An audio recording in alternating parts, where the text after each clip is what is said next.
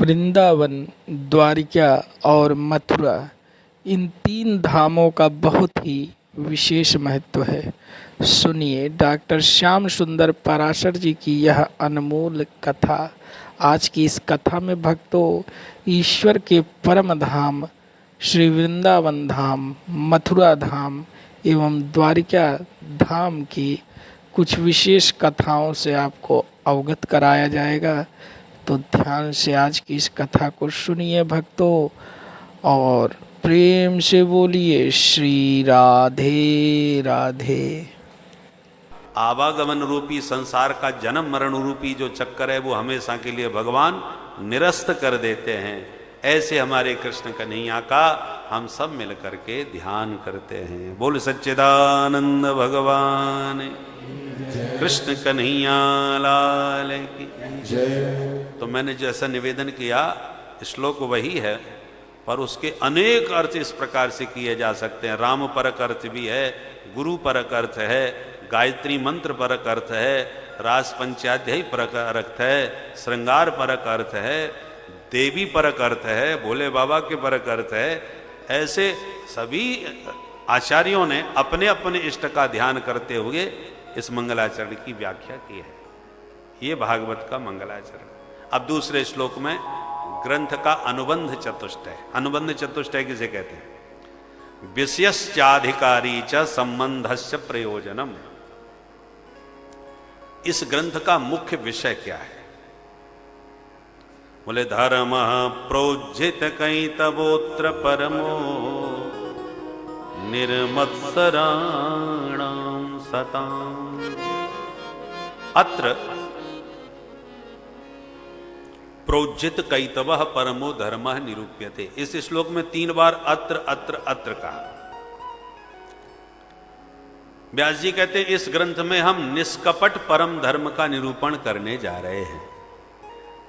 और अत्र शब्द में यह ध्वनि है कि अत्रैव निरूपितः नान्यत्र। जिस विधि से हमने इस ग्रंथ में निष्कपट धर्म का विवेचन किया है वो अन्यत्र किसी ग्रंथ में आपको उपलब्ध होने वाला नहीं है। अत्रैव निरूपितः नान्यत्र। अब एक प्रश्न उठता है, निष्कपट परम धर्म का निरूपण किया गया है, ऐसा बोलने से सिद्ध ये होता है क्या धर्म में भी कपट होता है? कपटपूर्ण धर्म भी होता है क्या? बोले हाँ होता है। तो कपटपूर्ण धर्म किसे कहते हैं? उदाहरण से देखो, जैसे शास्त्र ने जो कहा है हमारे लिए वही धर्म है। छठवें स्कंद के प्रथम अध्याय के 40वें श्लोक में धर्मराज ने कहा है वेद प्रणहितो धर्म अधर्मस्तद विपर्यय। वेदों ने जो कहा है वही हमारा धर्म है और उसके विपरीत हम जो कर रहे हैं वही हमारा अधर्म है। ये धर्माधर्म की परिभाषा है। कोई पूछे धर्म किसे कहते हैं तो कहते हैं वेद प्रणहितो धर्म। वेदों ने धर्म का निरूपण किया है। अब वेदों ने आदेश दिया है मातृदेवो भव, पितृदेवो भव, आचार्य देवो भव, अतिथि देवो भव। ये सब वेद के वचन हैं, तो उसका पालन करना हमारा धर्म है। माता पिता गुरु अतिथि को देवता के समान मानो और पूजो। तो हमारा धर्म क्या बना? माता पिता की सेवा करें, गुरुजनों की सेवा करें, अतिथि का स्वागत करें, यह धर्म है। किंतु कपटपूर्ण धर्म कब कहलाएगा?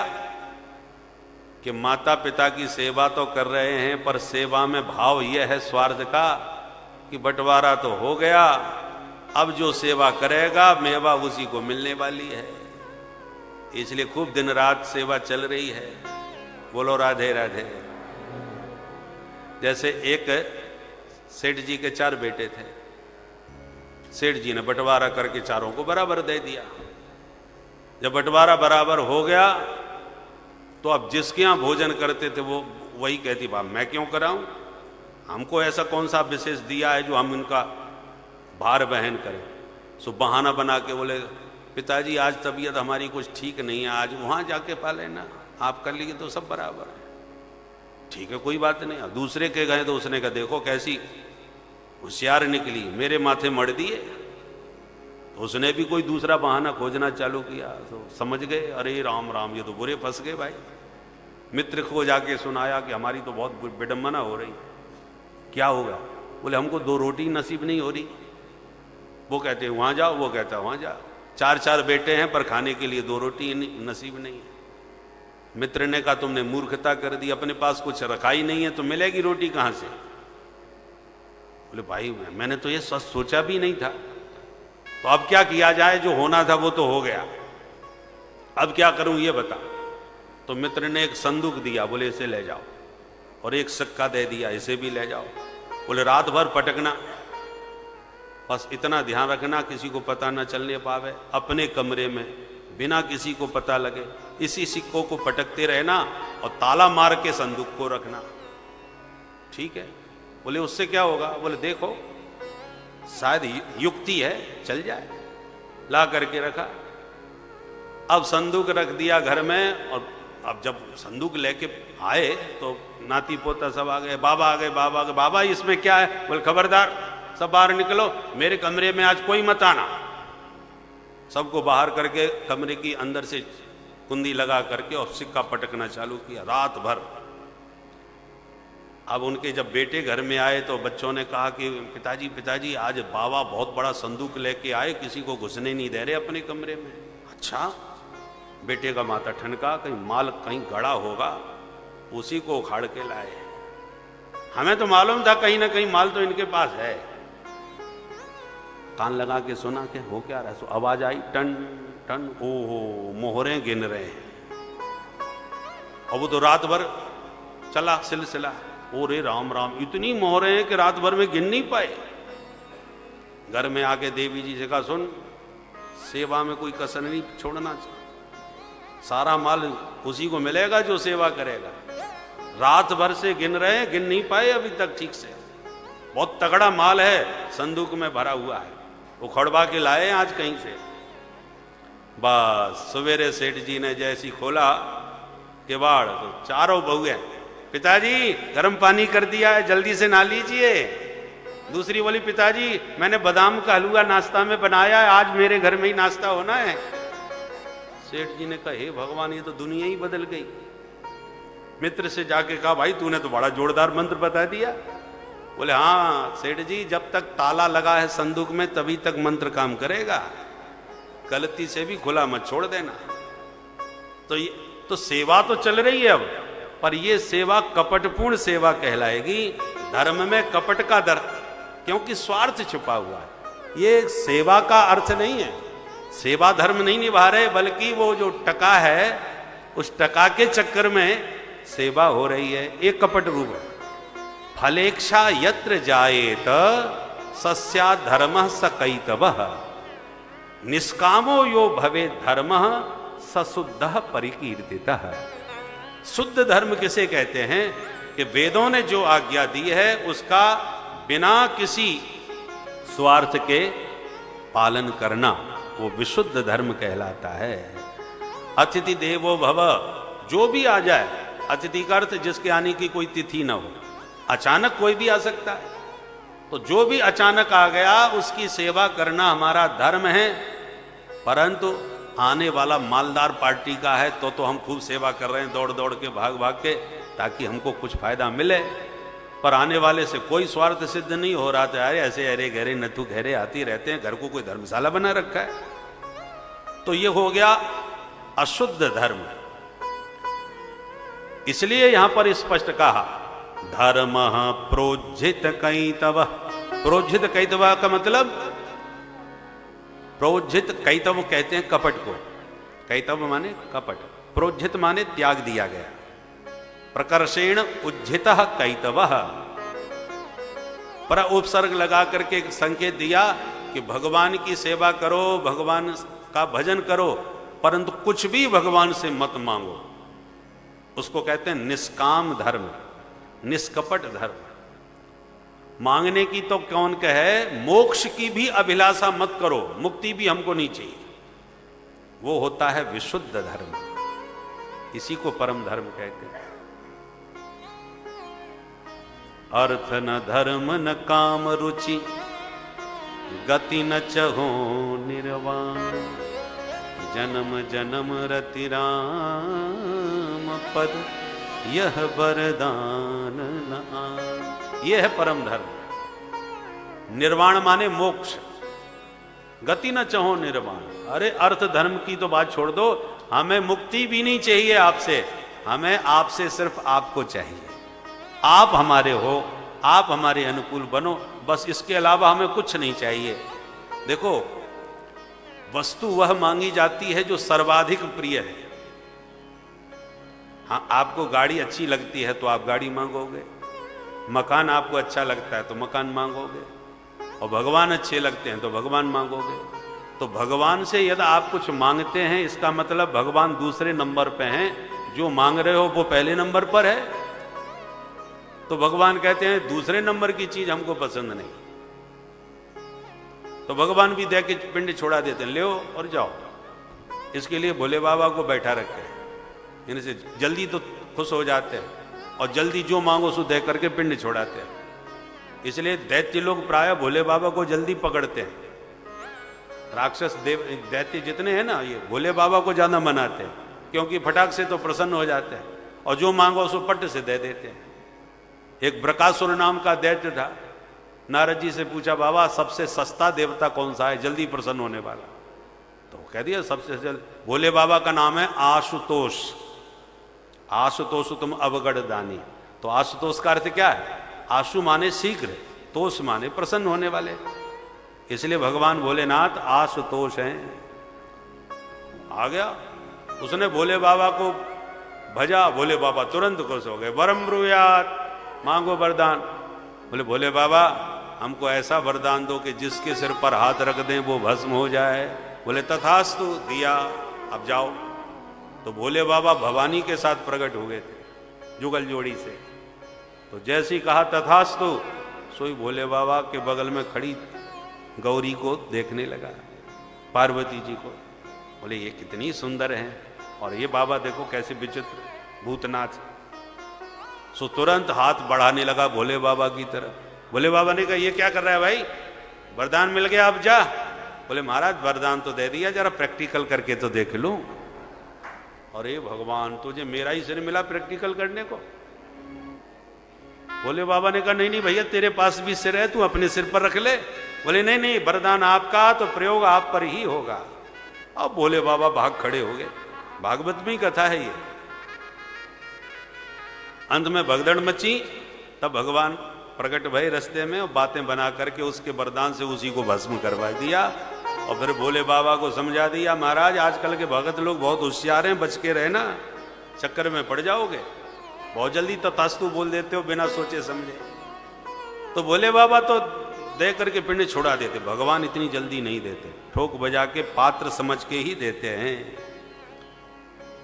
इसलिए भोले बाबा जल्दी प्रसन्न होते हैं, पर नारायण उतनी जल्दी कृपा नहीं करते। समझते हैं, परीक्षा लेते हैं, निरीक्षण परीक्षण करके पात्र समझ के तब कुछ देते हैं। बोलो राधे राधे। तो धर्म प्रोज्झित कई तबोत्र परमो निर्मत्सराणाम सता। तो भागवत में निष्कपट परम धर्म का निरूपण किया गया है। निष्कपट का मतलब निष्काम भाव से भगवान को भजो। भगवान से अतिरिक्त प्रिय वस्तु और कोई नहीं होनी चाहिए। और एक बात बताएं, भगवान है जगन्नाथ, जगदीश।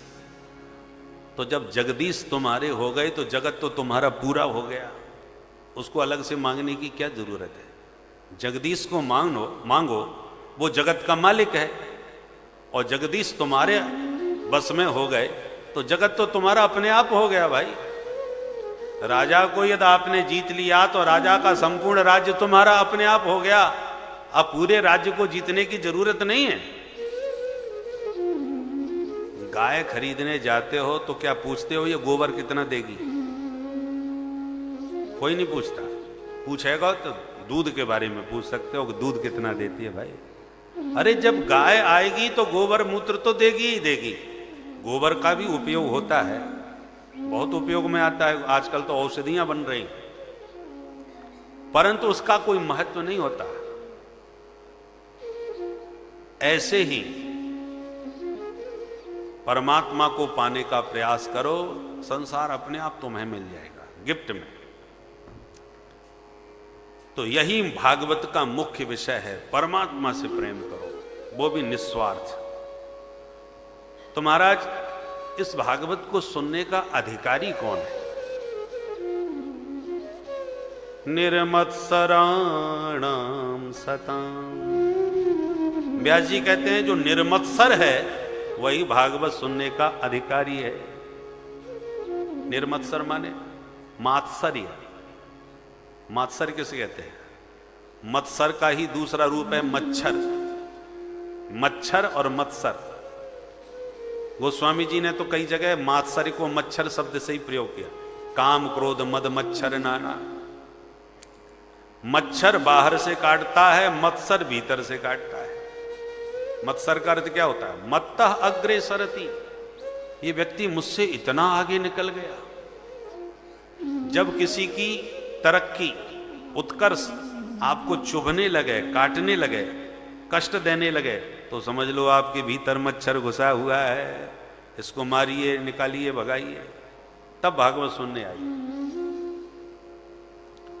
मात्सर्य मतलब जैसे आजकल लोग अपने दुख से दुखी नहीं है जितना पड़ोसी के सुख से परेशान है।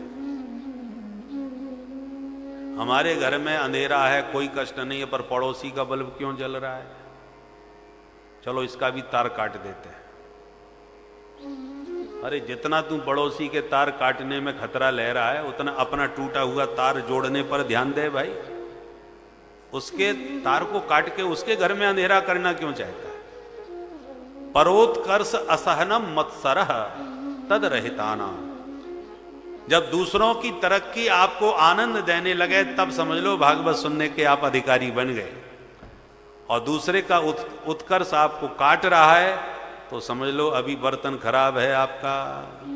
खट्टे बर्तन में दूध रख दोगे, दूध ही फट जाएगा, न रबड़ी बनेगी न खीर। इसलिए दूध यदि दिव्य है तो पात्र भी स्वच्छ होना चाहिए। तो भागवत का रस तो अमृत तुल्य है, पर सुनने वाले का हृदय भी मात्सर्य रहित तो होना चाहिए। अच्छा, सुनने से फायदा क्या होता है महाराज? वेद्यम वास्तवमत्र वस्तु शिवदम तापत्रयोन्मूलनम। फायदा किनारे है। अत्र वास्तव वस्तु वेद्यम, इस समय वास्तव वस्तु का बोध कराया गया है। वास्तव वस्तु क्या होता है? वास्तवो जीव, वास्तवी माया, वास्तवम जगत। जीव, जगत और माया तीनों को वास्तव कहा जाता है। इन तीनों का तत्वतः आपको ज्ञान हो जाएगा। उसका ज्ञान होने से क्या होगा? बोले शिवदम, आपका कल्याण हो जाएगा। जीव, जगत और माया को जिसने एक बार ठीक से जान लिया, उसका उद्धार हो गया, कल्याण हो गया, भगवत धाम का अधिकारी बन गया। तो बोले महाराज भगवान का धाम मिला कि नहीं मिला, ये तो परोक्ष विषय है, श्रद्धा का विषय है। कभी जो व्यक्ति मर जाते हैं उनके नाम में कुछ लोग स्वर्गीय लिख देते हैं, स्वर्गवासी। कोई साकेतवासी, कोई गोलोकवासी, कोई वैकुंठवासी, ऐसा लिख रहा है। कितना भी महापापी मरा हो, आज तक हमने किसी के नाम के आगे नरकवासी नहीं लिखा। अमुक नारकीय व्यक्ति कोई नहीं लिखता, जबकि मन में सब जानते होंगे कि पक्का पापी नरक में गया होगा, फिर भी नरकवासी लिखेगा कोई नहीं, सब स्वर्गवासी ही लिखते हैं। तो ये जो श्रद्धा का विषय है कि भाई वो कहाँ गया होगा, ये तो कल्पना कर सकते हो। मोबाइल से भी नहीं पूछ सकते कि दादाजी कहाँ पहुंच गए, बता दो तो हम वहीं लिखवा दें। मोबाइल भी काम नहीं करने वाला। श्रद्धा से जो बने समझ में आवे लिख दो। तो भागवत का हमें परोक्ष फल नहीं चाहिए, प्रत्यक्ष बताओ। प्रत्यक्ष लाभ क्या होता है? उद्धार हुआ कि नहीं हुआ, ये तो श्रद्धा का विषय है। तब व्यास जी कहते हैं तापत्रयोन्मूलनम। प्रत्यक्ष लाभ यह है कि जो प्रेम से इस भागवत कथा सुधारस पान करेगा, उसके तीनों ताप सदा के लिए समाप्त हो जाएंगे। तापत्रयोन्मूलनम, तापत्रय का उन्मूलन हो जाता है, उच्छेद नहीं। लकड़ी का किसी वृक्ष को काट दिया, हो सकता है पानी पा करके फिर वो अंकुरित हो जाए, परंतु उखाड़ दिया फिर तो मूल से नष्ट हो गया। तो तापत्रयोन्मूलनम, शब्दों एक एक शब्द का महत्व है। उन्मूलन, तीनों ताप तुम्हारे जीवन से जड़ से समाप्त हो जाएंगे। दुखों की आत्यंतिक निवृत्ति इसको कहते हैं। तो केवल तापत्रय का उन्मूलन होता है, और कोई भी फायदा होता है? बोले हाँ, और भी फायदा होते हैं। क्या फायदा है? सद्यो हृद्यवरुद्धते त्रिकृत भी शुश्रूष भी तत्क्षणा, कृत भी शुश्रूष भी तत्क्षणात ईश्वर हृदय अवरुद्धते। अर्थात जो इस कथा को प्रेम से सुनेगा, सुनना तो बहुत दूर है, सुनने की इच्छा भर कर लेगा कि मुझे भागवत सुननी है, ऐसा संकल्प करते ही तत्क्षणात ईश्वर हृदय अवरुद्धते, संकल्प करते ही उसी क्षण उस श्रोता के हृदय में हरि अवरुद्ध हो जाते हैं। विराजते नहीं कहा, अवरुद्धते। आप लोग विराजमान हैं, अचानक कोई कार्य याद आएगा तो पट से उठे और खिसक लिए धीरे से, क्योंकि आप आने जाने में स्वतंत्र हैं। पर अवरुद्धते किसे कहेंगे? कि गेट बंद कर दिए जाएं, बोले आप ठीक 12:30 बजे ही गेट खुलेगा, बीच में नहीं खुल सकता। अब आपको काम आदि आ गया, या किसी ने बुलाया, भैया जरा बाहर आओ, जरूरी बात करनी है आपसे, तो क्या करें? आपको कहना पड़ेगा हम तो सत्संग में फंसे हैं भाई, 12:30 बजे के पहले नहीं निकल सकते। उसको अवरुद्धते कहेंगे। अभी तो आप विराजमान हैं और गेट बंद किया जाए तो अवरुद्धते। एक बार हम वृंदावन में कथा कह रहे थे राम जी बाई सत्संग भवन में, तो सवेरे सवेरे हमने देखा 5 बजे कुछ लोग बड़ी तेज भाग के जा रहे हैं। तो हमको लगा कोई हादसा हो गया, भाई ऐसे क्यों भाग रहे हैं ये लोग। तो एक से पूछा क्या बात हुई भाई, ऐसे क्यों भाग रहे हो? बोले साहब बगल में राम जी बाई सत्संग भवन के पास में ही एक भवन में पूज्य श्री राम सुखदास जी महाराज का सत्संग चल रहा था, ठीक 5 बजे। बोले 5 बजे सत्संग प्रारंभ होता है और शंख बजता है, और उस समय जो भीतर हो गया सो हो गया, उसके बाद गेट बंद, फिर किसी का प्रवेश नहीं हो सकता। इसलिए भाग रहे हैं क्योंकि शंख बजने वाला है, सिर्फ आधा मिनट शेष रहा है।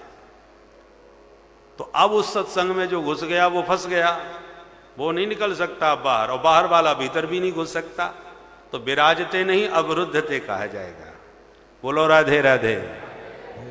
कैदियों के बीच में जेलर साहब यदि बैठे हैं तो विराजमान कहे जाएंगे, कैदी को विराजमान नहीं कहा जाएगा, वो तो अवरुद्ध है, चाहते हुए भी बाहर नहीं निकल सकता। तो भगवान इस भागवत की कथा सुनने वाले के हृदय में अवरुद्धते, व्यास जी के शब्द, सद्यो हृदयवरुद्धते, सद्य माने शीघ्र ही, हृदय अवरुद्धते, भगवान हृदय में कैद हो जाते हैं। तो प्रश्न उठता है, जब इतने सुंदर भगवान इतनी सरलता से हृदय में कथा सुनने मात्र से आ जाते हैं, तो लोग सुनते क्यों नहीं? बोले कृत भी, शुश्रूष भी का विशेषण है कृत भी। कृत भी माने सुकृत भी। जब तक आपके पुण्य प्रबल नहीं होंगे तब तक सुनने की इच्छा ही आपके भीतर उत्पन्न नहीं हो सकती, क्योंकि जो स्वस्थ होता है उसी को भूख लगती है।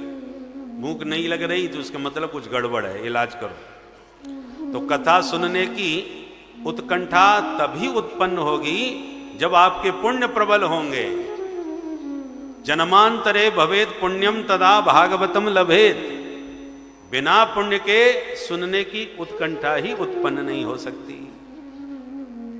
जिसका पुण्य प्रबल नहीं है उसे तुम चाहे चिट्ठी भेज दो, चाहे टेलीफोन करके बुला दो, भैया जी बड़ा जोरदार सत्संग चल रहा है, आप भी आओ एक दिन, तो जवाब मिलता है भैया तुम्हें कथा भागवत सुनने की पड़ी है, हमें मरने की भी फुर्सत नहीं है, 1 मिनट का समय नहीं है, इतना 3-3 घंटे कौन बैठेगा। तो कहने का मतलब क्या है कि बिना पुण्य के श्रवण की उत्कंठा जागृत नहीं होती। और ये बंसी वाला ऐसा है कि जल्दी से तो किसी के भीतर घुसता नहीं, और जिसका हृदय पसंद आ जाए तो उसके भीतर घुस गया तो ऐसा टेढ़ी टांग वाला है कि लाख कोशिश कर लो ये निकलने वाला भी फिर नहीं। जल्दी किसी के घर जाते नहीं, और चले गए तो फिर बाहर निकलते नहीं। बोलो राधे राधे। जैसे एक दिन की बात, देवर्षि नारद वृंदावन घूमने गए, तो घूमते घूमते वृंदावन के यमुना तट पर विचरण कर रहे थे कि अचानक उन्होंने देखा कि एक ब्रज की गोपी यमुना के तट पर एकांत में आंख बंद किए ध्यान लगाए बैठी है। देख करके बड़ा कौतूहल हुआ। नारद जी के मन में आया, जिन गोविंद का ध्यान संत महंत लगाते हैं वो कन्हैया तो इनके आगे पीछे भागते डोलते हैं, उनको छोड़ के ये गोपी किसका ध्यान लगाने बैठी है। तो नारद जी उसके सामने जाके खड़े हो गए। थोड़ी देर बाद नेत्र खुले गोपी के, तो जो नारद जी को देखा तो प्रणाम किया, महाराज जी दंडोत करूं। नारद जी बोले, देवी पहले ये बताओ ये आंख बंद करके आप किसका ध्यान कर रही थी। बोली वाली गोपी हाथ जोड़ के बोली, बाबा मैं का जानू ये ध्यानवान का होए, मैं तो आफत की मारी केवल अपनी समस्या को समाधान ढूंढ रही। देवी तुम्हारी समस्या क्या है। बोले महाराज सबसे बड़ी समस्या है नंद को छोड़ा। ये क्या समस्या है। बोले महाराज या के चक्कर में मुंह पे कछु घर को काम ही ठीक से ना होवे, ये मेरे चित्त में ऐसो चिपक के बैठ गया हो कि या के चक्कर में कछु काम ठीक से ना हो पावे। आगे पीछे की तो बहुत सारी बातें हैं, तुम आज की यही सुन लो। आज मैं सवेरे सवेरे जगी तो मेरी सास ने आवाज दी, बहू जा गैया दोहला। तो मैं मटकिया उठा के, मैं अपने बर्तन उठा के गैया दोबे गौशाला में चली आई। और जैसे मैं गैया दोहन लगी, सोई नंद को छोरा मेरे बगल में आके खड़ो है गयो और तिरछी निगाह से मुस्कुरा तो भयो, बोलो अरे भाभी सबरो ही दूध दोह लेगी, मैं भी सवेरे को भूखो डोल रहा हूं, ने थोड़ा सा दूध मोइये पे बाय दे। मैं बोली कन्हैया तू भूखो है, चल मेरे पास आके बैठ, धारोष्ण दुग्ध पान कराऊंगी। सुई नंदो को छोरा मेरे बगल में मुंह फाड़ के बैठ गयो। मैंने बर्तन की जगह गैया को दूध बा के मोड़े में ही धो दियो। मैं धोती गई, वो गटागट पीतो गयो। मैंने कही कोई बात नहीं, अपनो ही लाला है, पी लेन दो। मैं धोती गई, वो पीतो गयो। और इतने में मेरी सास आई। सास ने देखते ही जो आवाज लगाई, ए बहू तेने सत्यानाश कर दियो सवेरे दूध को। तब मोकू होश आयो। मैंने कही सासू मां का भयो। बोले बाबरी भांग पी के डोले, सामने बर्तन धराको बगल में दूध दो रही है, सब्र दूध धरती में गिराई दियो तेने। तब मैंने ध्यान से देखो, सचमुच दूध धरती में पड़ो भयो है, यहां तो कोई नंद को छोड़ा ना है। अब मैं बड़े चक्कर में पड़ गई। मैंने तो नंद के लाला कुं पे बायो, ये धरती में कैसे गिर गए हो। सास तो गारी पर गारी देती गई। मैं समझ गई ये निश्चित मेरे चित्त को चित चोर है। चिंतन के बल पर मुझे ऐसा लगा कि नंद का लाला दूध मांग रहा है, वास्तव में वहां कोई नंद का लाला था ही नहीं। मैंने ऐसी कल्पना कर रखी थी। सबरा दूध जमीन में गिर गया, धरती में गिर गया, और सास ने 50 गारी दी। फिर झल्ला के बोली, अब आंखें फाड़ के मेरा मौका देख रही है, जल्दी से जाके धान कूट ले, मैं भात बनाऊंगी। मैं भाग के आई, मूसल उठा के धान कूट पे लग गई। थोड़ी देर में नंद को छोरा फिर सामने आके खड़ो है गयो। तिरछी चितवन से मुस्कुरा तो भयो, बोलो अरे भाभी कैसे मुंह लटकाए खड़ी है, सास ने कछु ज्यादा सुनाई दई का। मैं बोली कन्हैया हम सास बहू में तो चलती रहे, तू बता कैसे आयो। और भगवान जाने मैं बातें का बातें करती रहे, मुझे खुद स्वयं पतो ना है। होश तब आयो जब सास चिल्ला के पड़ी, हे बाबरी कौन से बड़बड़ाई रही है। तब मुझको होश आयो, मैं तो अपने आप से ही बात कर रही हूं, यहां कोई नंद को छोड़ा ना है। मुझको बड़ी लाज लगी और सास ने फिर 50 गारी दी। भगवान जाने भांग पी के डोले, अकेले अकेले में अपने आप से ही बात करती रहे। अब जल्दी जाके जमुना जल भरला, पानी की बूंद ना है घर में पीवे को। मैं मटकिया उठा के जमुना जल भरवे चली आई। मैंने जमुना जल तो भर लियो, पर मटका भारी पड़ गयो, उठाते ना बनो। सुई नंद को छोरा आ गयो, अरे भाभी मैं ऊंचाई दूं का? मैं बोली हाँ कन्हैया तुम बड़े मौके पर आयो ने, एक सहारो लगाए दे। पर नंद के छोरा ने हाथ लगायो, मैंने मटका उठायो और उठाते ही धम नीचे गिर गयो महाराज। मटका पूरा फूट गयो, पानी सब बिखर गयो।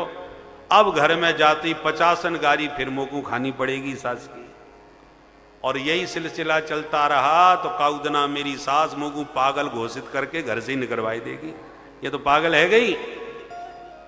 सो महाराज आज मैंने ठान ली, सौगंध खाई ली कि जब तक ये चित्त चोर मेरे चित्त में चिपको पड़ो है, तब तक घर को काम मुंह पे कबू हो ही ना सके।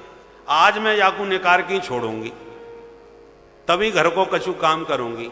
सो आंख बंद करके मैं वही अभ्यास कर रही थी, पर मुंह पे ना निकले महाराज। अब आप कछु तंत्र मंत्र जानते हो तो बता दो, नहीं तो मेरी बसी बसाई सब गृहस्थी चौपट होवे बारी है।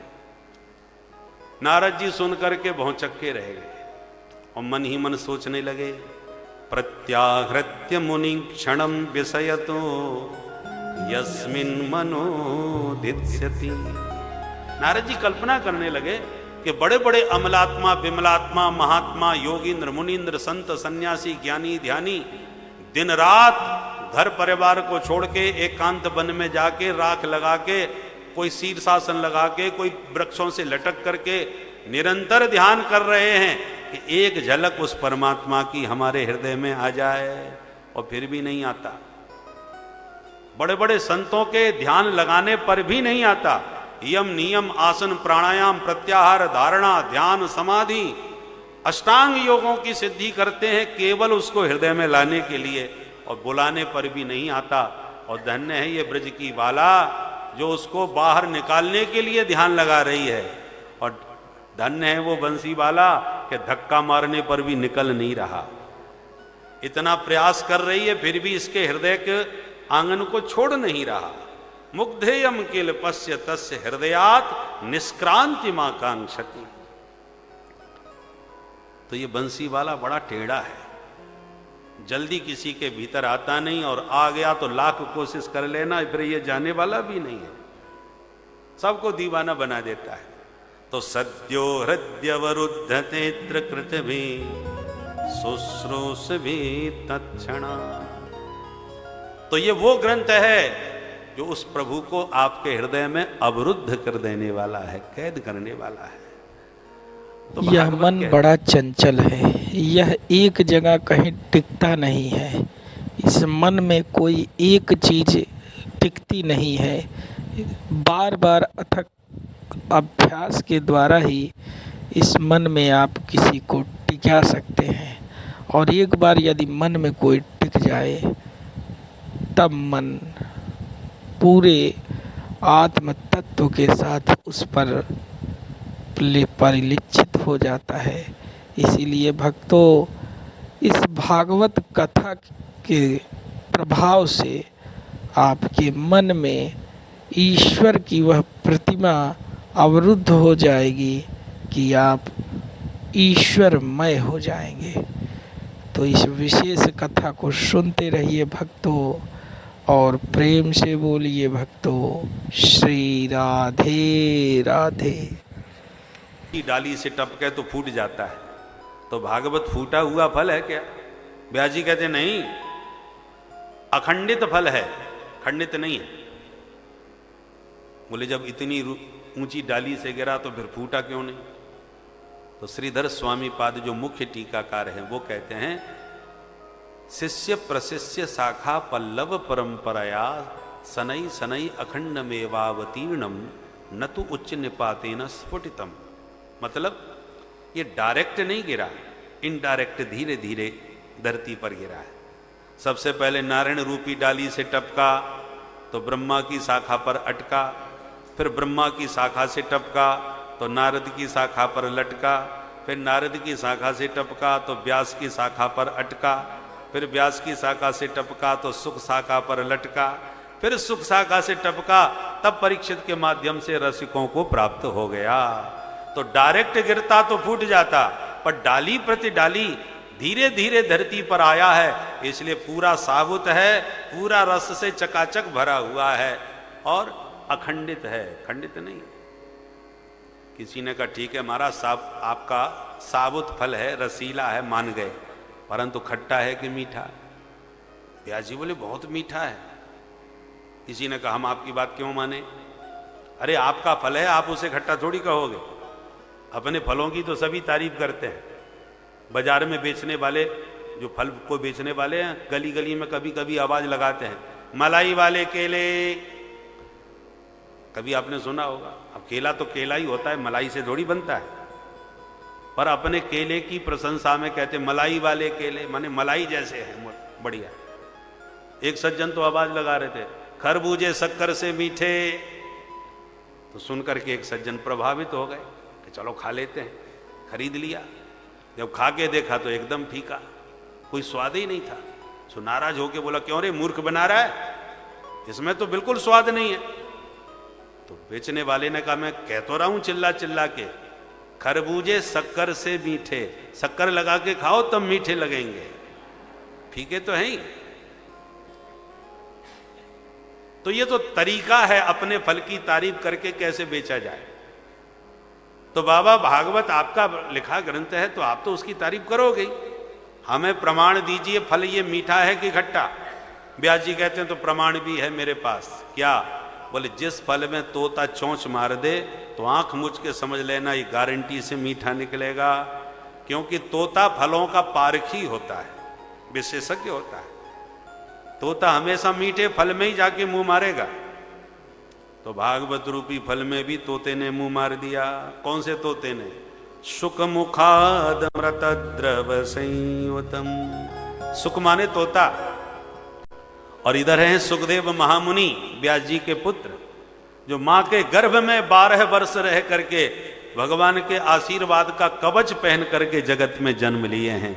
ऐसे परमहंस परिव्राजकाचार्य वीतराग भगवान व्यासनंदन सुखदेव जी का मुख लगा हुआ है भागवत रूपी फल में। इसलिए गारंटी है अत्यंत मधुर फल है, बहुत मीठा फल है। कितना मीठा? बोले अमृत द्रव संयुतम, अमृत के समान मधुर है। अमृत नाम परमात्मा का है। अमृतम परमानंदम स एव द्रवो रसः। प्रत्येक फल में रस होता है। तो भागवत में कौन सा रस है? बोले रसो वै सह रसम हेवानम लब्ध्वानंदी भवती। वेद भगवान कहते हैं वो परमात्मा रस रूप है, तो वह कृष्ण रस ही भागवत रूपी फल में महारास के रूप में विराजमान है। तेन संयुतम, उस रस से भरा हुआ ये भागवत रूपी फल है। पिबत भागवतम रसमालयम। व्यास जी कहते हैं अहो रसिका, अहो भुवि भावुका, हे रसिक जनो, हे भावुक जनो, आओ और इस रस का पान करो, इस फल का पान करो। किसी ने कहा बाबा फल कहीं पिए जाते हैं? फल को खाया जाता है, फल को चूसा भी जाता है, पीने वाला फल तो हमने आज तक नहीं सुना। तो आप अभी भी कह रहे थे निगम कल्प तरोर गलितम फलम, भागवत को आपने फल कहा और क्रिया लगा रहे हो पिबत, तो ये कैसा फल है?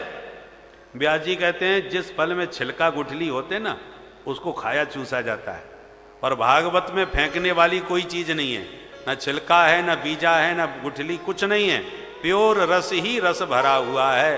तो रसमय फल है। भागवतम रसमालयम, आलय माने घर, खजाना। जैसे विद्यालय, भोजनालय, औषधालय, पुस्तकालय, तो भागवत क्या है? बोले रसमालयम, रस का आलय है। आलय माने भंडार। इसलिए हे रसिक जनो आओ और इस रस का चकाचक पान करो। पिबत, फेंकने त्यागने वाली कोई चीज नहीं। तो किसको पिलाओगे? बोले रसिका भावुका, दो ही नाम लिए। हे रसिक जनो, भावुक जनो, आओ इस रस का पान करो। किसी ने कहा और कोई नहीं पी सकता क्या? व्यास जी कहते नहीं नहीं, सार्वभौम प्याऊ है। कोई भी आकर प्याऊ लगाई जाती ना, गर्मी आ गई, अब लोग जगह जगह प्याऊ लगाते हैं, तो पीने वाला ये नहीं देखता कि ये कौन पी रहा है, कोई भी आवे प्यासा पिए। तो व्यास जी कहते हैं ये भी सार्वजनिक प्याऊ है, सबके लिए है। पर फिर आपने दो ही नाम क्यों लिए, रसिका भावुका? बोले दो नाम हम उनके ले रहे हैं जिनको प्यास बहुत लगी है, क्योंकि जिसको तेज प्यास लगी हो वो बड़े प्यार से पानी पीता है, और जिसको प्यास न लगी हो वो पानी कम पिएगा, पानी पीने से पहले प्रश्न ज्यादा करेगा। आप जबरदस्ती कहो बाबूजी ठंडा ठंडा पानी पीजिए, बहुत शीतल जल है, बड़ा स्वच्छ जल है, तो बाबूजी कहेंगे ये बताओ कुएं से भर के लाए थे कि नल से कि नदी तालाब से? बोले नहीं बाबूजी घर के कुएं का जल है। अच्छा अच्छा, तो छान के भरते हो कि बिना छाने भर लिया? बाबूजी छान के ही भरता हूं। अच्छा, तो बर्तन ठीक से मांजा था कि नहीं? अब ये प्रश्न क्यों हो रहे हैं? क्योंकि प्यास नहीं। और रेगिस्तान में कहीं भटक जाए और पैदल चलते चलते मुंह सूखने लगे और पानी के घूंट के लिए तरसने लगे, और फिर कोई कहे बाबूजी पानी पियोगे, तो क्या प्रश्न करोगे कि नल से भर के लाए थे कि कुआं से भर के लाए थे कि मांझ के लाए थे कि छान के लाए थे? एक प्रश्न ही सूझेगा, सिर्फ पानी सूझेगा। उसी प्रकार जो प्रेमी रसिक जन होते हैं वो केवल भगवान के चरित्रों का पान करते हैं, आस्वादन करते हैं, और जिनमें न श्रद्धा है न प्रेम है वो कथा कम सुनते हैं। कथा सुनने के बाद व्यास जी की खोपड़ी ज्यादा चाटते हैं कि भगवान ने ऐसा क्यों किया, भागवत में ऐसा क्यों लिखा और वैसा क्यों हुआ, चीर क्यों चुराया, रास क्यों रचाया, अपनी खोपड़ी खराब करी सो करी, व्यास जी का भी माथा चाट जाएंगे। इसलिए व्यास जी कहते हैं हे रसिक जनो भावुक जनो तुम आओ, क्योंकि तुम सच्चे मन से पियोगे। प्यासा जब पानी पीता है तो पिलाने वाले को भी आनंद आता है कि कितने आनंद से पी करके प्यास बुझा रहा है, और कोई फालतू का प्रश्न करे तो प्यासा पिलाने वाला भी परेशान होकर क्या बाबूजी पीना हो तो पियो, नहीं तो औरों को पीने दो। बोलो राधे राधे। इसलिए व्यास जी ने उन पिपासुओं को बुलाया जो रसिक हैं और भावुक हैं। हनुमंत लाल जी निरंतर राम कथा का पान करने के रसिया हैं। प्रभु चरित्र सुनबे को रसिया, राम लखन सीता मन बसिया। प्रभु चरित्र सुनबे को रसिया, राम लखन सीता मन बसिया। राम लखन सीता मन बसिया, राम लखन सीता मन बसिया। इस प्रकार से 3 श्लोकों की व्याख्या आपने अब सुनी। अब प्रथम अध्याय में नैमिषारण्य में सूत जी महाराज सौनकादि ऋषियों को ये कथा सुना रहे हैं। तो सौनक जी ने 6 प्रश्न पूछे हैं, उन्हीं प्रश्नों का उत्तर संपूर्ण भागवत में विस्तार पूर्वक दिया गया है। प्रश्न पत्र छोटा सा होता है पर जवाब देने में पूरी कॉपी भर जाती है। ऐसी एक अध्याय में ये 6 प्रश्न हैं। पहला प्रश्न, पुंसा में कांततः श्रेय तन्नः संसितुमर्हति। पहला प्रश्न ये है, सौनक जी कहते हैं हे सूत जी महाराज घोर कलयुग आ गया है, लोगों की बुद्धि भी मंद है, भाग्य भी मंद है। कदाचित और कोई बुद्धिमान बहुत हो परंतु भाग्यहीन हो तो बुद्धि के बल पर काम चला लेगा, और बुद्धिहीन हो और भाग्य का धनी हो तो भाग्य के बल पर भी गुजारा हो जाता है। ऐसे कई भाग्यशाली हैं जो जंगल के बीहड़ों से भाग करके संसद भवन में जाके कुर्सी जमा लेते हैं, जेल से भी जीत करके जिंदाबाद कर लेते हैं। तो भाग्य का बल किसको कहां उठा के बैठा दे कुछ पता नहीं। परंतु विडंबना उन प्राणियों की है जिनका भाग्य भी मंद है, बुद्धि भी मंद है। ऐसे कलयुग के कलुषित प्राणियों का कैसे कल्याण होगा बाबा, ये हमारा पहला प्रश्न है। दूसरा प्रश्न है, हमारे धर्मशास्त्र बहुत है, 4 वेद हैं 18 पुराण हैं, 6 शास्त्र हैं, फिर ऐतिहासिक ग्रंथ महाभारत, वाल्मीकि रामायण आदि हैं, फिर उपपुराण अलग हैं, उपवेद अलग हैं। इतना ग्रंथों का भंडार है कि पढ़ना तो दूर की बात है, हम ग्रंथों के नाम तक नहीं गिना सकते। शायद ही है कि कोई 18 पुराणों का नाम जानता हो। 4 वेद का नाम तो संभवतः कोई बता भी दे, परंतु 18 पुराणों के नाम तक नहीं मालूम, तो पुराणों को कौन पढ़ेगा। इसलिए महाराज बुद्धि कम है, समय भी कम है, इसलिए सब शास्त्रों का सार क्या है वो कृपा करके हमें आज बता दीजिए। तीसरा प्रश्न, भगवान सर्व समर्थ होते हैं, जो चाहे सो करे, संकल्प से ही संसार बन जाता है। भ्रकुटी विलास सृष्टि लय होई। जब इतनी शक्ति भगवान में है तो बार बार अवतार लेके क्यों आते हैं। रावण को मारने के लिए राम जी बन के आ गए, कंस को मारने कन्हैया बन के आ गए, तो बार बार जन्म लेने की क्या जरूरत है, वहीं बैठे बैठे संकल्प से ही मार सकते हैं। तो अवतार का मुख्य कारण क्या है वो बताइए। चौथा प्रश्न, यदि अवतार लिए हैं भगवान ने तो कितने अवतार लिए, क्योंकि आजकल भारत में नए नए भगवान आए दिन पैदा हो रहे हैं। भक्तों से ज्यादा आजकल भगवानों के जन्म होने लगे, इसलिए शास्त्रीय विधि से प्रामाणिक रूप से प्रभु के कितने अवतार हुए, उन अवतारों की संख्या हमें बताएं। पांचवा प्रश्न, अवतार लेके भगवान ने किस किस अवतार में कौन कौन सी लीला करी, उन भगवान के अवतार के लीला चरित्रों का आप वर्णन करें।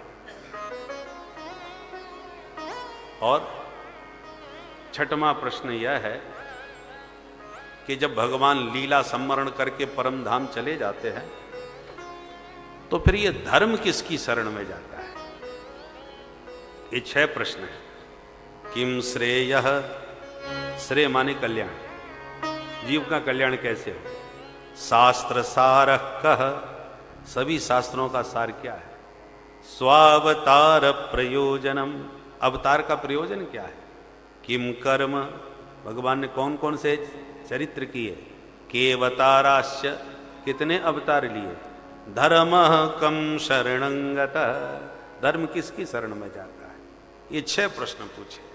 सुन करके सूत जी बड़े प्रसन्न हुए। महात्माओं, लोक मंगल की भावना से तुम्हारे बहुत सुंदर प्रश्न हैं, और पहले हम अपने गुरुदेव का ध्यान करेंगे, फिर आपको जवाब देंगे। फिर 2 श्लोकों में अपने सदगुरु भगवान सुखदेव जी का ध्यान किया। सूत जी महाराज ने तो सुखदेव जी से कथा सुनी, व्यास जी ने सुखदेव जी को सुनाई। सुखदेव जी जब परीक्षित को सुना रहे थे तब सूत जी ने सुनी, फिर सूत जी ने सौनकादि ऋषियों को नैमिषारण्य में सुनाई। इसलिए सदगुरु के रूप में वो सुखदेव महामुनि को स्वीकार करते हैं, और 2 श्लोकों में सुखदेव जी का ध्यान किया।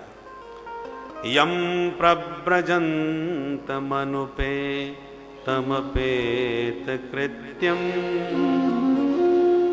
द्वैपायनो विरह कातर आजुहाव पुत्रेति तन्मयतया हरवो विने तम सर्वभूत हृदयं मुनिमानतोऽस्मि।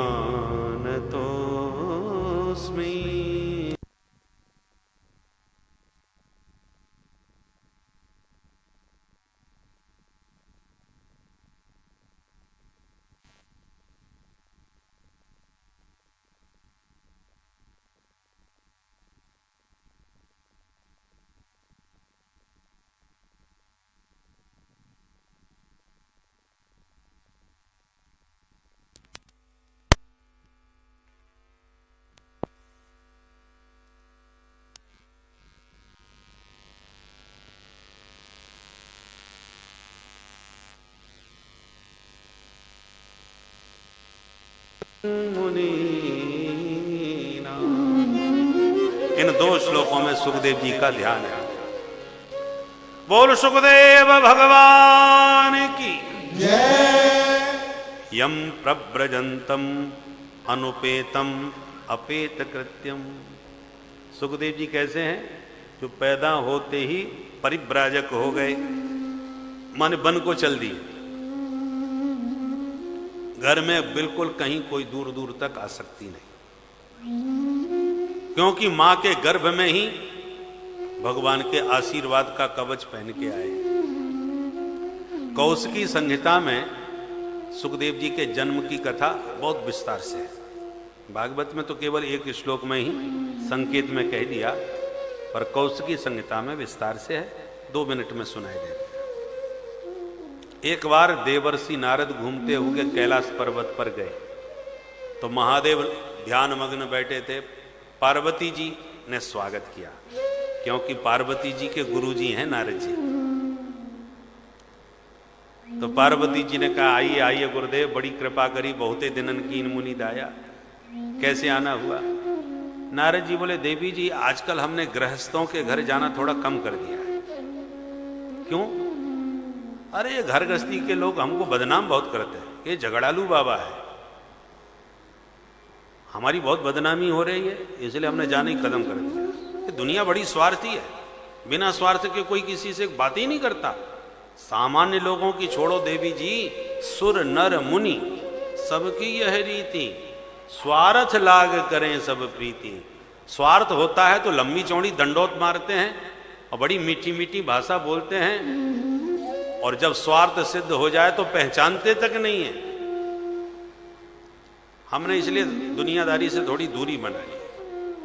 पार्वती जी ने कहा, गुरुदेव माफ करना, दुनिया कैसी है मुझे नहीं मतलब, पर मैं अपने घर की जानती हूं। मेरे घर में आपको स्वार्थ वाली बात कहीं भी दूर दूर तक नजर नहीं आएगी। मेरे महादेव मुझसे इतना प्रेम करते हैं कि आज कितना भजन किया वो भी मुझे बता देते, कुछ भी नहीं छुपाते। और मैं भी अपने महादेव से कुछ नहीं छुपाती, निष्कपट प्रेम करती हूं। अरे मेरे घर में तो बैरी भी आकर के बैर भूल जाते हैं। अब तुम ही देखो, मेरे छोटे पुत्र गणेश का वाहन चूहा और भोले बाबा के गले में भुजंग। अब सांप और चूहा एक जगह रह सकते हैं? और मेरे यहाँ कितने प्यार से रहते हैं। और देखो, मेरा वाहन शेर और महादेव का वाहन बैल, बैल और शेर एक जगह टिकेंगे? बड़े पुत्र कार्तिकेय का वाहन मोर, मोर सांप का दुश्मन, सांप चूहे का दुश्मन, बैल से शेर बैल का दुश्मन, सब एक दूसरे के दुश्मन है, पर सब द्वेष त्याग करके कितने स्नेह प्रेम से मेरे घर में रहते हैं। ये है मेरे घर का प्रेम वातावरण। और तुम कहते हो दुनिया में कहीं प्रेम है ही नहीं, तो दुनिया में कुछ भी कहो, पर मेरे घर में ये सब बातें नहीं करना। नारद जी ने मन में सोचा, देवी जी अपने घर की कुछ ज्यादा ही तारीफ कर रही है, मेरा भी नाम नहीं जो आज ही खटपट नहीं कराई। नारद जी बोले, हाँ देवी, ये तो मैंने कभी सोचा ही नहीं, सचमुच आपका आदर्श परिवार है। पर एक बात हमको आज तक समझ में नहीं आई। वो क्या? बोले, भोले बाबा के गले में ये नरमुंडों की माला लटकी रहती है, ये समझ में नहीं आता किस किस तरह लटकाए घूमते हैं। पर चूंकि आप उनकी अर्धांगिनी हो और सब रहस्य जानती हो, तो तुम्हें जरूर पता होगा। जरा बताओ ये किसके सिर हैं? भोले बाबा तो कभी बताते नहीं। पार्वती जी चक्कर में पड़ गई और हाथ जोड़ के बोली, गुरुदेव माफ करना, ये तो मुझे भी नहीं मालूम। अब नारद जी ताली बजा के हंसे। देखो, मैं तो पहले ही कह रहा था दुनिया बड़ी स्वार्थी है। अरे और किसी से न बताते, पर आपसे, आपको तो बताना चाहिए था। अर्धांगिनी है आप उनकी, आपको अधिकार है, और आपसे भी छुपाया। अब पार्वती जी का माथा गर्म होने लगा। फिर भी समझाएं, नहीं नहीं ऐसी बात नहीं है, वो मैंने ही कभी पूछा नहीं, कभी प्रसंग चला नहीं तो भोले बाबा मुझसे कभी कुछ नहीं छुपाते। बोले, देवी जी कुछ भी कह के मन समझा लो, परंतु सही बात तो यही है कि भोले बाबा ने आपसे भी छुपाव किया है। इतने में महादेव की समाधि खोल गए। बम भोले। नारद जी धीरे से बोले, देवी जी अब हम चलते हैं।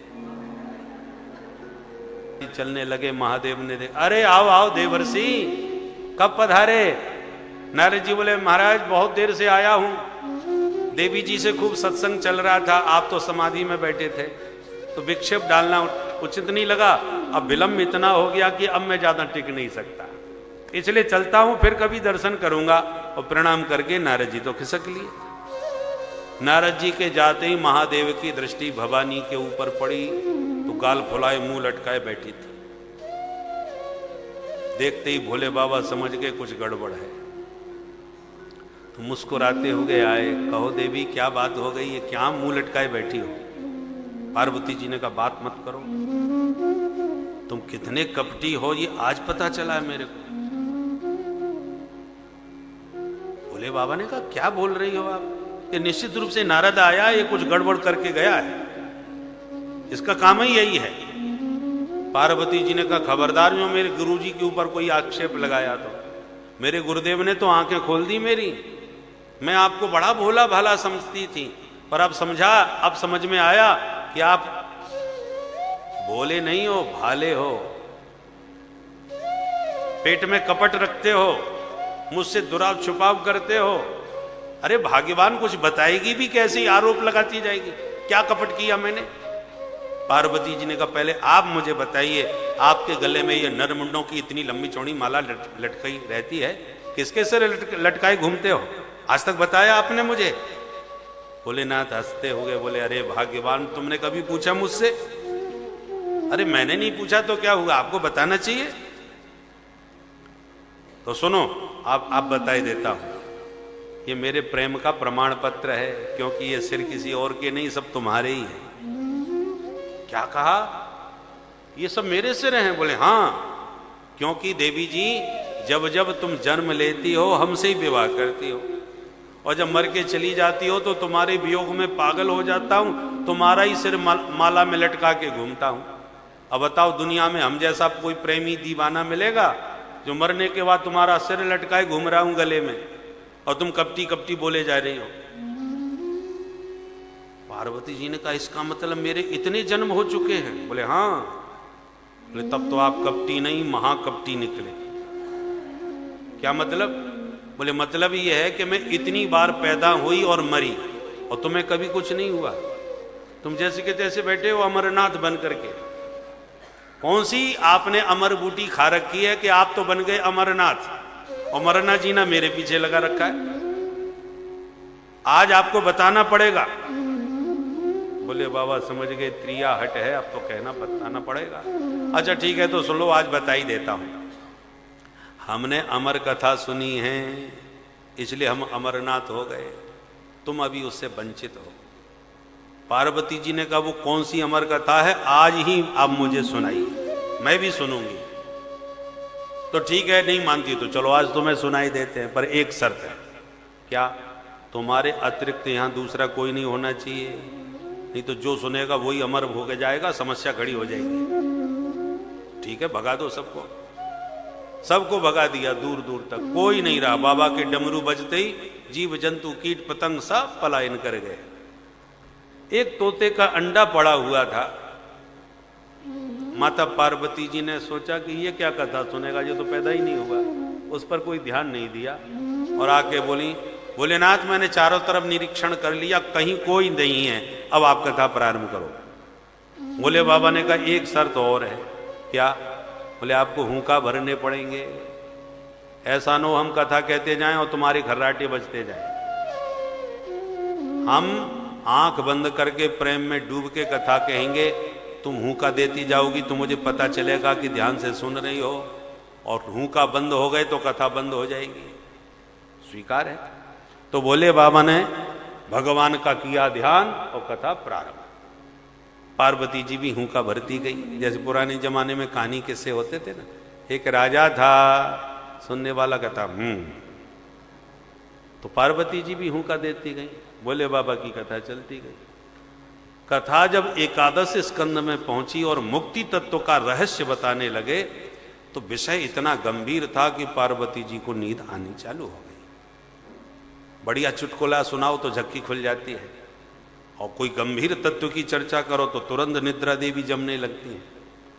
तो उस गंभीर विषय पर पार्वती जी को नींद आ गई। पर तोताराम जी जो कथा सुन रहे थे, कथा की अमर वाणी के प्रभाव से अंडा फूट गया, तोता तैयार हो गया और फुदकता हुआ आके पार्वती जी के पास बैठ गया। वो भी कथा सुनने लगा। सुनते सुनते जब पार्वती जी के हुंका बंद हो गए तो तोता ने चालू कर दिए। तोते की आदत है, जैसा सुनता है वैसा बोलने लगता है। वो हुंका भरने लगा तो भोले बाबा की कथा चलती गई। जैसे ही कथा संपन्न हुई तो भोले बाबा ने जयकारा लगाई, बोल बाले कृष्ण लाल की। सोई मैया की झक्की खुल गई और तुरंत संभल के बोली, हाँ महाराज फिर क्या हुआ? भोले बाबा ने कहा, फिर क्या हुआ? कथा पूरी हो गई और क्या हुआ? तुम सुन भी रही थी कि नहीं? अब पार्वती जी घबराई, महाराज में कुछ ज्यादा ही गहराई में चली गई, मुझे तो नींद आ गई, पता ही नहीं चला कब सो गई। अरे तुम सो रही थी तो ये हुंका कौन भर रहा था? बोले मुझे नहीं मालूम। तो चारों तरफ देखा तो तोताराम जी दिखाई पड़ गए। भोले बाबा ने कहा, अरे दुष्ट कहीं के चोर, तूने हमारी अमर कथा चुरा ली, मैं तुझे छोड़ने वाला नहीं। त्रिशूल तान के मारने को दौड़े, तोताराम जी फुर से उड़ गए। आगे तोता, पीछे भोले बाबा। उड़ते उड़ते श्री व्यास जी महाराज के आश्रम में विटिका देवी, उनकी धर्मपत्नी, ऋतु धर्म से निवृत्त होकर श्रृंगार कर रही थी। और श्रृंगार करते समय उबासी आ गई। उबासी आते समय मुंह फट जाता है। जैसे मुंह फाड़ के उबासी ली, तोताराम जी मुख में घुस गए और भोले बाबा ने देख लिए। जैसे आश्रम में पहुंचे, व्यास जी ने दौड़ के दंडवत किया, आओ आओ भोले बाबा। ये अचानक आप कहां से? तो भोले बाबा ने कहा, व्यास जी पूछो मत, एक चोर का पीछा करते करते चले आए। चोर का? आपने क्यों पीछा किया? क्योंकि आपके घर में तो चुराने वाली कोई चीज है ही नहीं। भुजगेंद्र हारम, भुजंगों के हार पहनते हो, किसकी हिम्मत है जो आपके हार से हाथ भी लगा दे? छू भी नहीं सकता कोई, क्या चुरा लिया? भोले बाबा ने कहा कि ऐसा वैसा चोर नहीं है, उसने अमर कथा चुराई है। ये क्या चीज है? अरे जो अमर कथा सुनता है वो मरता नहीं है। ऐसी कीमती चीज चुरा के भगाए, मैं उसे छोड़ने वाला नहीं हूं। व्यास जी ने कहा कि भोले बाबा कहीं जाना भांग तो नहीं चढ़ाए? नहीं। कैसी बात कर रहे हैं? आप ही कह रहे हो अमर कथा सुनने वाला मरता नहीं, और आप ये भी कह रहे हो उसने अमर कथा सुन ली है, मैं उसे छोड़ूंगा नहीं। अरे जब सुन ही चुका तो आप मारोगे कैसे? और मार दिया यदि आपने तो अमर कथा का महत्व क्या रह जाएगा? भोलेनाथ ने कहा, ये तो हमने सोचे ही नहीं। ठीक कह रहे हो, चलो अब जैसी राम जी की इच्छा। और यूं कह के भोले बाबा तो मन समझा के चले गए जाए। परंतु तोताराम जी 12 साल तक बैठे रहे। 12 वर्ष के समय व्यास जी ने कहा, बेटा अब तुम कब तक छुपे बैठे रहोगे? अब तुम्हें कोई डर नहीं है, बाहर निकलो। भोले बाबा तो जा चुके। और तोताराम जी बोले, भोले बाबा तो चले गए, सबसे खतरनाक तो भगवान की माया है जो जन्म लेती जीव को पकड़ लेती है।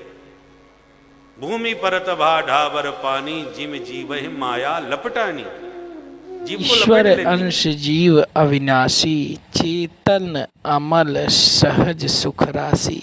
यह जो जीवात्मा है, यह उस परम तत्व का ही अंश है। जिस प्रकार जल की बूंद जल से अलग होते हुए भी जल का ही अंश है, उसी प्रकार यह जीवात्मा ईश्वर के आरुद्ध होते हुए भी उन्हीं का ही अंश है। और इस अंश की हमेशा चाह आनंद की खोज की रहती है। मानव हमेशा उस आनंद की तरफ ही खोजता रहता है। जब तक वह आनंद नहीं मिलता, तब तक मनुष्य का जो मन है वह शांत नहीं होता। मानव मन शांत करने के लिए इस जीवन में आपको एक मौका दिया गया है कि इस अवसर का लाभ उठाते हुए आप उस आनंद को प्राप्त कर लें, उस लक्ष्य को प्राप्त कर लें। तो आज की इस कथा में भक्तों आपको यह पुनीत कथाएं, दृष्टांतों को सुनाया गया। इन दृष्टांतों को सुनकर आप भी अपने मन को उस परम तत्व, उस परम चेतना से जोड़ें और उनके सानिध्य में रहें, उनके साथ रहें। भक्तों, कथा सुनने के लिए भक्तों धन्यवाद। ऐसे ही कथा सुनते रहिए, मन को भजन में लगाते रहिए भक्तों। और प्रेम से भक्तों बोलिए श्री राधे राधे।